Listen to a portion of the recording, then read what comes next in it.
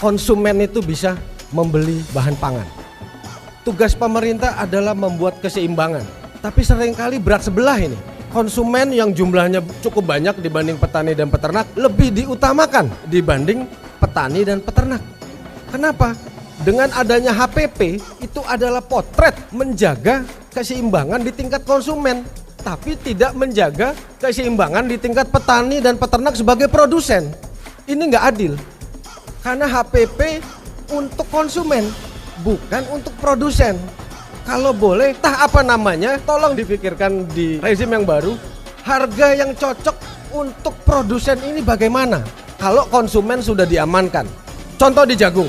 Sejak beberapa bulan lalu saya cukup keras menyarankan, ini mohon dibantu oleh teman-teman Kementerian Pertanian untuk sama-sama disuarakan untuk merubah harga pokok jagung versi Kementerian Perdagangan lewat Permendak nomor 58 tahun 2018. Karena Permendak ini harganya sangat membingungkan dan memalukan.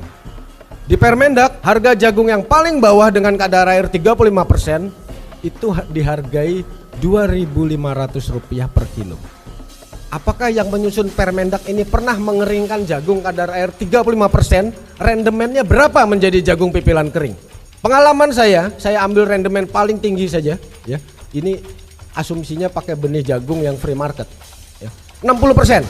Jika rendemen 60%, kalau harga pipilan basahnya 35% adalah 2.500, konversi jagung basah ke kering saja sudah 4.160. Sedangkan HPP harga tertinggi di Permendak 58, harga jagung di limit di 3.150, maksimum harga ecerannya 4.000. Jadi harga paling bawah sama harga paling atas sudah salah.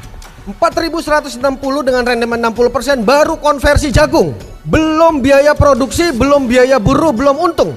Jangan sampai ini ketahuan lebih banyak orang sampai luar negeri ada HPP jagung Permendak nomor 58, kita diketawain, malu kita.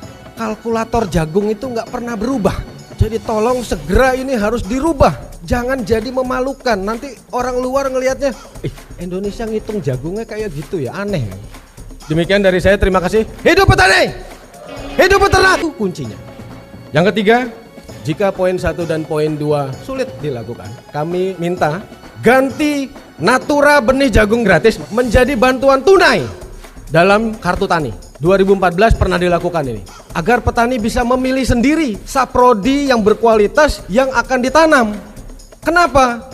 Benih jagung gratis homogen. Petani jagung nanam di musim hujan, benihnya itu. Di musim pancaroba, benihnya itu. Di musim kering, benihnya itu. Harusnya nanam jagung di musim kemarau harus benih yang tahan kering. Nanam jagung di musim penghujan harus benih yang tahan air. Nanam jagung di musim pancaroba seperti bulan Maret April ini harus benih yang fleksibel. Bantuan pasca panen yang berskala kecil agar disudahi. Niatnya mungkin bagus untuk petani yang kecil-kecil, tapi ternyata tidak efisien. Jadi ganti dryer bantuan yang kapasitas besar sesuai luas areal per desa. Jadi kalau satu desa ada 5.000 hektar, dryernya sebesar itu. Kepada pemerintah, tolong bangun silo-silo jagung sebanyak-banyaknya di wilayah-wilayah sentra pertanaman jagung. Serap hasil panen jagung petani khususnya di puncak panen Maret, April, Mei yang totalnya adalah 60% dari areal baku pertanaman jagung. Tapi yang saya khawatirkan panen ini tidak terserap karena ingredient jagung dalam komponen pakan yang dari 50% sudah turun menjadi 35%. Ini yang kami khawatirkan. Kehilangan 15% serapan.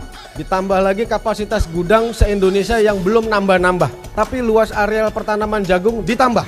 Ini ada yang nggak cocok. Yang berikutnya, saya tahu pemerintah sudah banyak membangun bendungan-bendungan di banyak daerah. Kami petani jagung lebih realistis lagi mintanya. Kami minta dibuatkan sumur-sumur bor dan embung-embung di setiap lahan kering. Karena tanaman jagung lebih banyak ditanam di lahan kering dibanding lahan irigasi. Agar petani di lahan kering bisa nanam jagung setidaknya 1 tahun 2-3 kali. Berikutnya, kami petani jagung mengingatkan ketersediaan pupuk utama, urea dan NPK itu harus ada 1 bulan sebelum musim tanam. harus ada 1 bulan sebelum musim tanam. Yang berikutnya, ini sangat mendasar sekali. Apakah kita semua tahu, apakah ideologi dari pertanian Indonesia? Di banyak buku bacaan, kesimpulannya ada 2. Ideologi pertanian Indonesia ini apakah kedaulatan pangan atau ketahanan pangan? Indonesia mau ideologi yang karena ini terkait kepada pembinaan petani dan peternak nantinya. Kami petani jagung tidak takut dengan jagung import.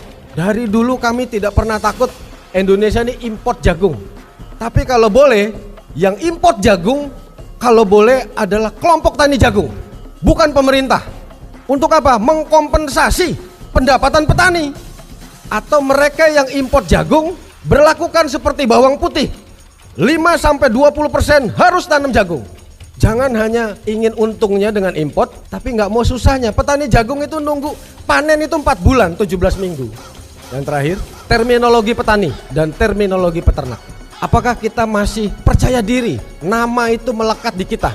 Saya sebagai petani, bapak-bapak yang dari peternak sebagai peternak. Apakah terminologi itu masih membuat kita termotivasi? Saya sebagai petani, saya bangga. Apakah iya? Saya sebagai peternak, saya bangga. Apakah iya? Kalau boleh lagi, ditambahkan bahwa petani dan peternak adalah patriot pangan. Karena dari kamilah konsumen itu bisa